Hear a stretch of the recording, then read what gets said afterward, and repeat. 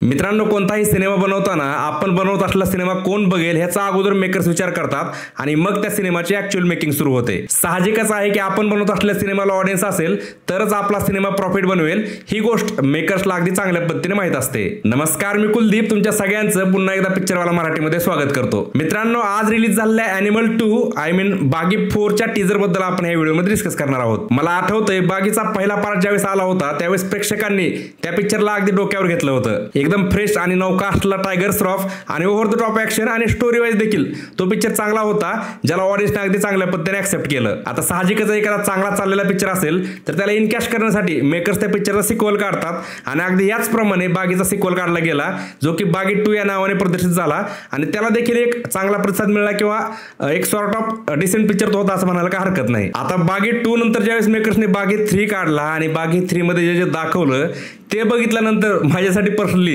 मी बागीच्या ही सिरीजसाठी अक्षरशः फुल स्टॉप लावून टाकला होता आणि मला हे देखील अगदी चांगल्या पद्धतीने माहिती होतं की आता काही झालं तरी मेकर्स बागीचा पुढचा पार्ट काढणार नाहीत। बट बागी ह्या पिक्चरच्या मेकर्सचा नादच करायचा नाही। मेकर्सने ठरवलं आम्ही ह्या पिक्चरचा चौथा पार्ट काढणार म्हणजे काढणार। आता बागी 4 काढायचाच आणि तो देखील सक्सेसफुल करायचा। हे ध्येयाने पेटलेल्या मेकर्सने ह्या पिक्चरमध्ये ओव्हर द टॉप ऍक्शन दाखवण्याच्या नादात अक्षरशः ॲनिमल 2 काढलाय आणि बागी 4 या नावाने प्रदर्शित करायचा निर्णय घेतलाय। आता मी असं का म्हणतोय याचं सगळ्यात मेन कारण म्हणजे बागी 4 च्या ह्या टीजर मध्ये एक ऑलमोस्ट 2 मिनिटाचा हा टीजर आहे।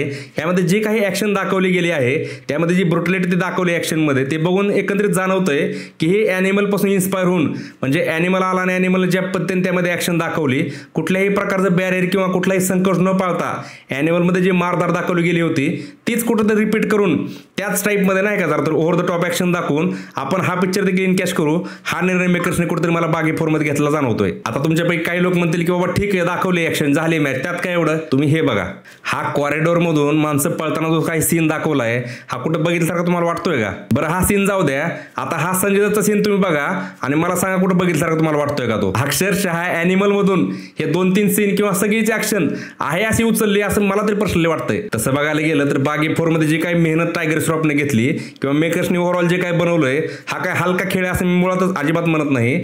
बट जे काही दाखवलं गेलंय ह्यात नवीन काय दाखवलंय हा मला प्रश्न पर्सनली पडलाय। आता टीजर मध्येच जो की एकंदरीतपणे 1.5 ते 2 मिनिटाचा टीजर आहे, ह्यामध्येच एवढे सीन इन्स्पायर किंवा सरळ रिमेक केल्यासारखे वाटत असतील तर ट्रेलर मध्ये काय अवस्था असेल आणि ज्यावेळेस हा सिनेमा थिएटर मध्ये ऍक्च्युअल मध्ये येईल त्यावेळेस काय काय मॅच होईल किंवा काय काय कॉपी असेल हाच प्रश्न मला तर पडलाय। कदाचित मेकर्सने सेम टू सेम सीन्स घेऊन एक हाईप क्रिएट करायचा प्रयत्न केला असावा असा माझा एक अंदाज आहे। सोशल मीडियाच्या ह्या जमान्यामध्ये आजकाल कुठलीच गोष्ट कॉपी केली आणि ती लपून राहिली हे शक्यच होत नाही। तुम्ही एक साधा एक जस्ट चालायची स्टाईल जरी एखाद्या हिरोची तुम्ही कॉपी केली तर सोशल मीडिया लगेच ती पकडतो आणि बागी 4च्या बाबतीत बघायचं झालं त्या टीजर मध्ये बऱ्याचशा गोष्टी अशा आहेत ज्या की ऑलरेडी आता सोशल मीडियावर ट्रेंड व्हायला लागलेत की बाबा ह्या सगळ्या काही ज्या गोष्टी दाखवल्या गेल्या आहेत त्या कुठंतरी ॲनिमल सोबत त्यांचं साम्य आढळतंय। आता बागी 4 साठी ह्या पिक्चरची स्टोरी ही एकमेव अशी गोष्ट आहे जी खरं तर या सिनेमाला वाचवू शकते असं मला वाटतं। टायगर श्रॉफच्या करिअरसाठी खरं तर त्याला एका मोठ्या ब्लॉकबस्टरची आता खूप नितांत आवश्यकता आहे, कारण एका पाठोपाठ एक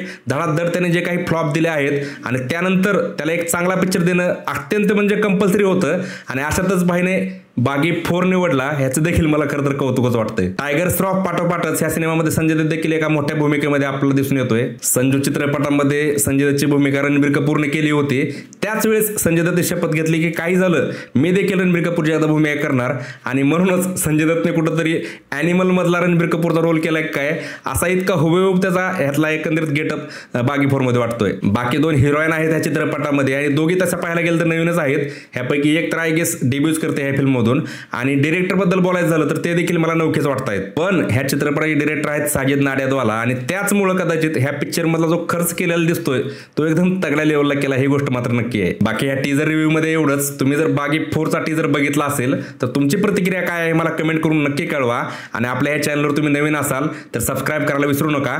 भेटू अशाच एका धमाकेदार व्हिडिओमध्ये, तोपर्यंत कल्टेश।